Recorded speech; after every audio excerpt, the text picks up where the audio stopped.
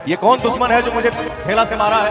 इतने चाहने वाले आए हैं, कौन मेरा दुश्मन आया है? तुम्हारे अंदर अगर पावर है ना तो सामने आके दिखा दे। दोस्तों, कराकट में पवन सिंह चुनाव प्रचार कर रहे थे, तभी बीजेपी के कार्यकर्ता एक पत्थर मार के सर फोड़ दिया पवन सिंह के। पवन सिंह उसी मंच में चेतावनी दिया कि अगर तुझ में पावर है तो सामने से आके लड़।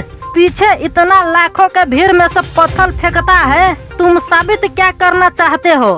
आज कराकट में पवन सिंह चुनाव प्रचार कर रहे हैं, तभी लोग पत्थर फेंककर पवन सिंह के नीचे गिराने की कोशिश कर रहे हैं। बस कराकट के विकास करने के लिए आज कराकट से चुनाव लड़ रहे हैं। पवन सिंह स्वार्थ के लिए नहीं बल्कि जनता के चाहत के लिए आज कराकट से चुनाव लड़ रहे हैं।